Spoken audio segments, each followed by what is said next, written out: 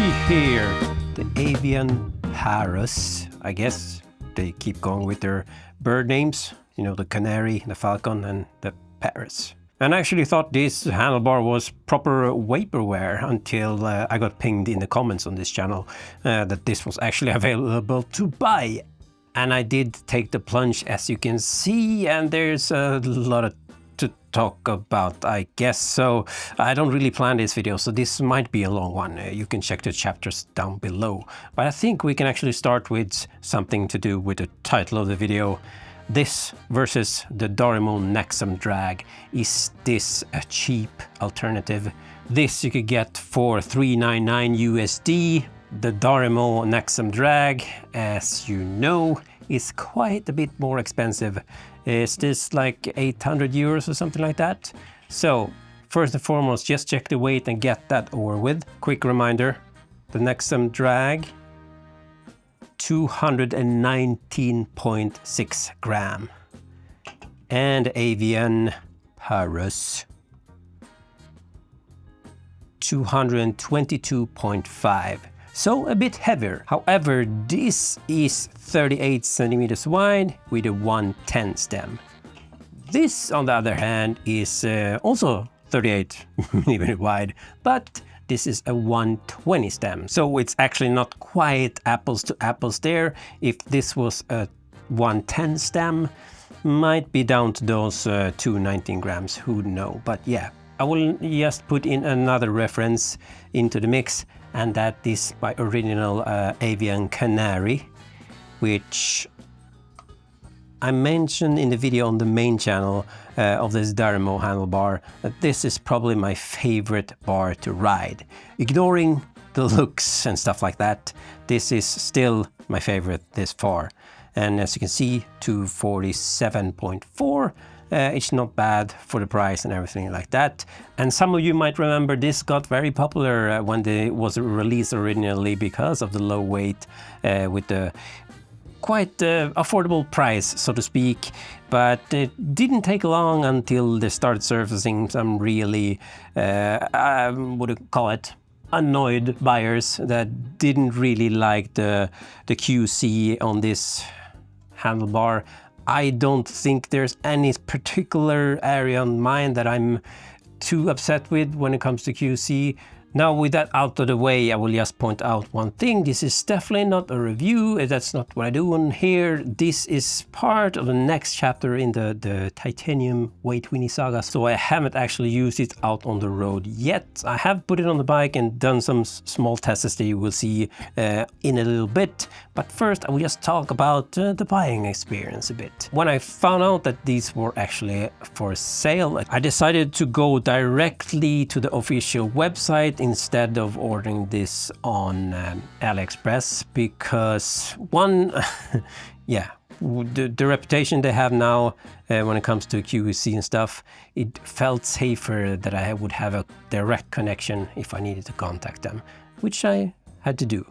So I ordered these. It took maybe, I want to say 2 weeks or something like that. Then I got a mail saying they had my bar ready to ship, but they wanted to just confirm with me because they were like a surface imperfection or whatever you want to call it. They said they have no structural compromise or anything like that, but they wanted to show me a picture and say if I was happy to accept that or not. And I wasn't really in a hurry and all, so I said like, it's okay, I can wait for a better one, so to speak, which was fine. There was no problem there. There was another couple of maybe 2-3 weeks it took or something like that until I got a shipping confirmation, and after that it took just a few days before it arrived. However, let's see, where do I have the box? Yeah, this is the box it came with, pretty nicely packaged. I can show you this while we're at it. You get an included computer mount, which is this style, which I really dislike. I don't like these at all. They're like, yeah, 30 grams. I actually think it's a bit lighter than the one, similar one that came with the Canary. But anyway, 30 grams. And yeah, these are not my favorite mounts. Better than to not get anything. I will go in more into which mount I will actually use a little bit later. Anyway, The other reason I wanted to order directly from them is because I wanted a special spacer, a transition spacer from Data to the new Parus. But when I pulled out the stuff you get included, here's the spacer. It says Data on it, which was good. And here you have some actual small color-coordinated hex keys, which I really like. I don't have these shorter sizes color coordinates, so I was very happy about that. We have an extra puck there for the, I think it's an extra, probably a Wahoo puck for the Garmin mount. Where's the, I missed something. Yeah, oh, it's there. But here, I got the top cap, as you can see. This is not the top cap made for the Parus. This is the top cap made for the Canary. So that was a bummer.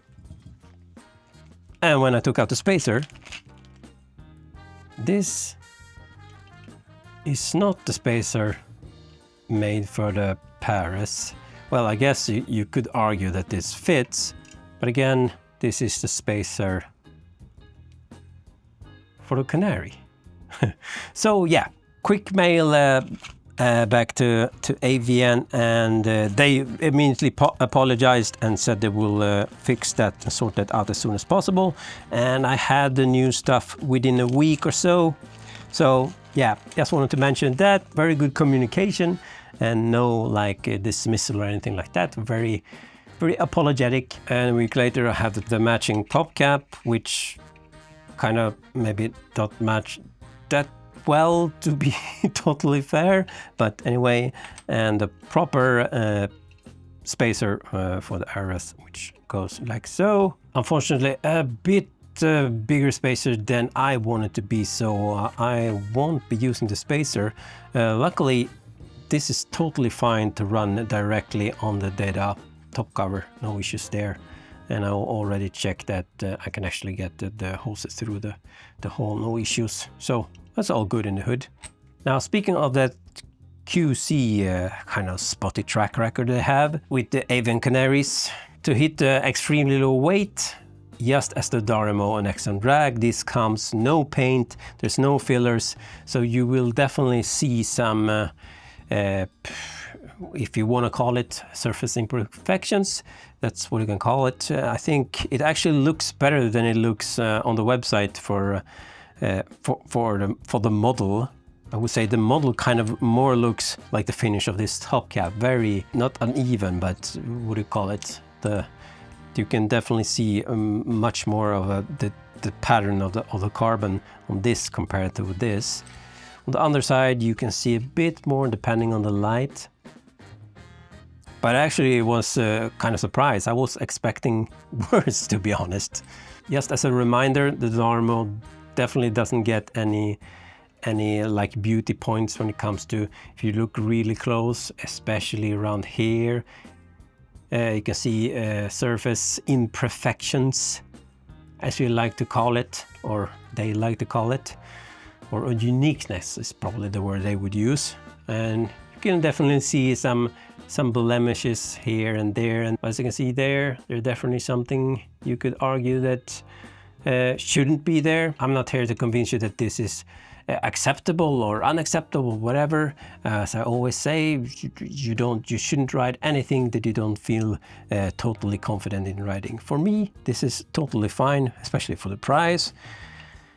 But time will tell. Will I lose my front teeth or not? There's one thing I thought, because if you look closely on this hole, I don't know how this shows up on the camera actually, but I felt like this side was much thinner than this side. The actual difference isn't that crazy. This is about 4.31 millimeters. And on the other side, we have 4.7 millimeters. So 4.35 and 4.7 millimeters difference in wall thickness here and there. But the reason I think why it kind of stands out a bit more is just this this corner is much more rounded than this is. So yeah, I don't know. Definitely not flawless QC or whatever you want to call it, the finishing there. I will say the benchmark for me for a handlebar, the THM on the handlebar is borderline perfect. There's nothing to complain about there. Of course, that's just a handlebar by itself. That has had no clamp and everything like that, but it's definitely not up to that standard. But if you compare again to the Darimo Nexum Drag, I see more imperfections on the drag than I see on this. On the other hand, this is pretty much spot on both sides when it comes to thickness. When I put this on the bike, I can't see it being offset or anything like that. And actually I will try to hold this steady, and I will do a cross overlay here, going over the handlebar and down there, and hopefully you can see that it looks decently straight, at least. Hopefully. Or I'm just completely blind maybe. I just want to do a quick double check on all the specs and see that we are actually where it's supposed to be. Like I said, this is supposed to be a 38mm wide bar, which seems to be true. And then it's about 40.5 in the drops, a slight flare there. 120mm stem, which looks to be correct. The first thing I really noticed when I pulled this out is the tops are pretty damn small or thin, and they feel pretty small at least. So I thought I would double check actually the circumference, the size around these tops. And as you can see, this is about 8.5 centimeters. Compare that to the Avian Canaries, that's about just over 9 centimeters. So yeah, it's not that much difference, but they feel different for sure. Of course, this is maybe slightly more arrow shaped than this. For comparison's sake, the Darimo's tops, which are very deep, arrow shaped. How arrow they are in reality, I have no idea. But they're all over, no, what's that? 10, over 11 centimeters. Now I know a lot of people really like to have these kinds of flat profile, rest their hands on and whatnot. For me, I do prefer round handlebars. I actually climb a lot in this position because climbing is what I do. That's what I live for. Now, with that out of the way, why would I go from a Darimo Nexum Drag to this? And there's a few reasons. If you've seen the original video on the main channel, I mentioned that the Avian Canary is my favorite one-piece handlebar I ever ridden when it comes to the actual ride feel. Ignoring the looks, because it's not a pretty handlebar, especially on my titanium bike. As you can see here, that's a lot of things that bothers me on the look front.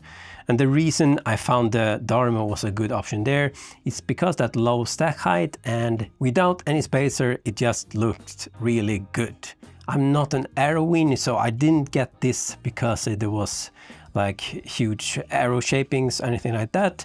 It was just because the stem had that low stack height, which looked really clean in my eyes. And when I saw the Parus, if we remove this for a bit, they did some really nice improvements compared to the Canary, at least according to me. As you can see, you have the port for the brake hoses are on the same plane as the actual bottom of the stem clamp, so to speak. So I don't need that weird transition spacer that will cover up this hole, otherwise you would have seen hoses going in there. So as you can see, when I put this on the bike, I think this looks even better than the Darimo Nexum Drag, especially on this titanium frame. Of course, being Avian, I was just hoping that would be a very similar geometry in terms of the shape of the drops, like the Canaries, which I really liked. So if I switch quickly between these two pictures with the Darimo and the Parus, and you can see that the angle of the drops is kind of pointing up. I actually started to notice this more and more the more I descended on the Darimo Nexum Drag. The drops just felt short all the time, especially when I went back to my other bike, which is have a separate bar and stem, where I have the tilt a lot more downward, so to speak. It was just much more confidence inspiring and yeah, more comfortable to descend in. That kind of upward tilt also meant I had to mount my shift levers further along the drop, the curve of the drop, so to speak, kind of increasing the reach, which was not an issue in itself. That's the reason why I actually went with a 120 stem on the Avian Parus compared to the Canary or the Darimo, which is a 110. So with the levers mounted, as you can see here, when I switch between the two, the reach is actually not that much different. It's like a few millimeters longer reach. Shouldn't be a problem for me. The other reason I actually went for the 120 instead of a 110, if you look at the specs, you can see the reach is actually 76 millimeters on the Canary, and it's only 70 millimeters on the Parus, which is why I went longer there. For reference, the Darimo is supposed to have a 77, I think, 77 reach, but as you can see, going between the Canary and the Nexum Drag, there's a big reach increase, even though they're supposed to be the same, basically. All right, so what about stiffness? Yeah, that topic. Now, if you're in that camp, more stiffer is more better. You should just stay away from this bar. You should also stay away from the Darimo bar, and you should definitely stay away from the Avian Canary as well. All weight weenie bars are pretty off limits if you're a sprinter, I think. I did a couple of clips here going between the bars, and I've stabilized the head tube in the middle of the frame so you can see the actual flex. It looks very exaggerated compared to how it looks in real life when you don't have a stable head tube in the middle. But as you can see, it's definitely flexing on all three bars. I will say the Darimo is definitely the stiffest of the bunch. It's also the one that transfers most road buzz and chatter from the road. And that's another reason I'm hoping that the Parus will be in the same ballpark as the Avian Canary. According to Avian, they say that this is supposed to be kind of the same stiffness or strength as the reinforced Canary. But to my feeling, actually, when I did this test, this is about the same as the Avian Canary. With all three bars, the most flex you can feel in the drops going like really tugging back and forth. But if you're one of those people that's chasing stiffness again, you just stay away from this and probably most weight weenie style handlebars in general. All right, this is getting pretty long, isn't it? So lastly, I would just kind of do a little bit of like a system weight comparison as well, I thought.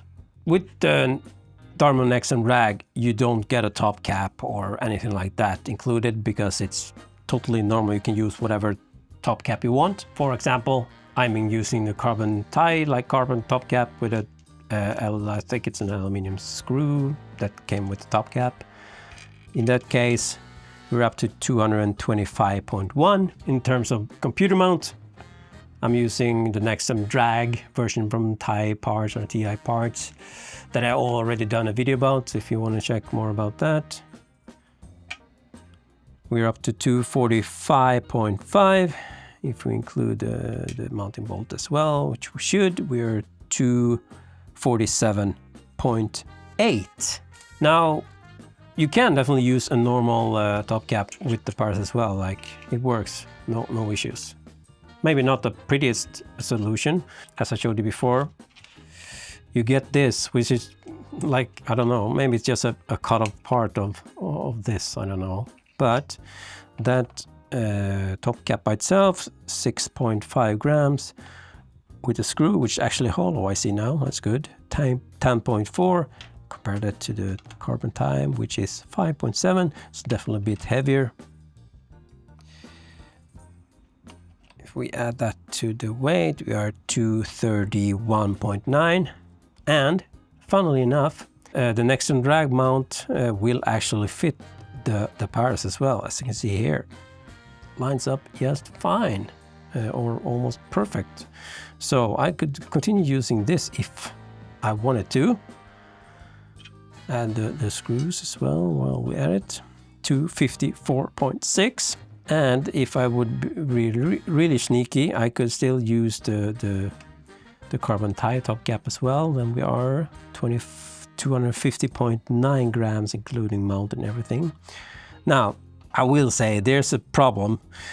If I mount this, I can't fit my Garmin 1040 on this. It's too long, so I really wish I had an 840 now. Now, however, I still have my Amplitude Stelvio Corello mount.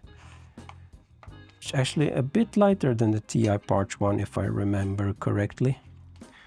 Do I have some bolts as well, maybe?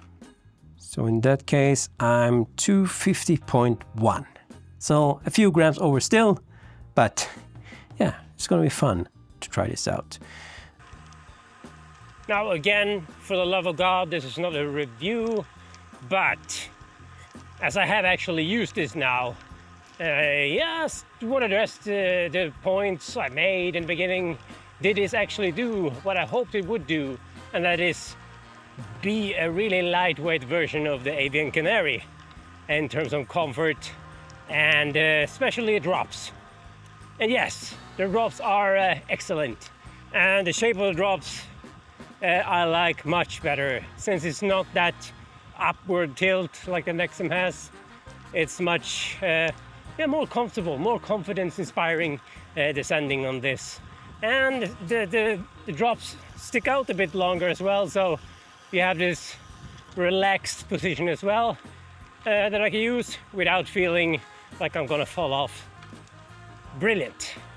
Now the other point I made in the video is that I actually prefer to have round tops or oval tops compared to the deep arrow shaped, because I really like to climb in this position with my thumbs around the bar. And yes, this helps with that a lot, but I will say, like I said previously, the girth or the diameter of these bars are narrow, very small. They're smaller than normal, I would say. So after the first ride, I actually unwrapped my bar tape here and added a strip of bar tape on the front to add to that girth, and that became much more to my liking. But without that strip, even with this bar tape, the Data Superlight, which is 3mm thick, yeah, it's not quite enough for me.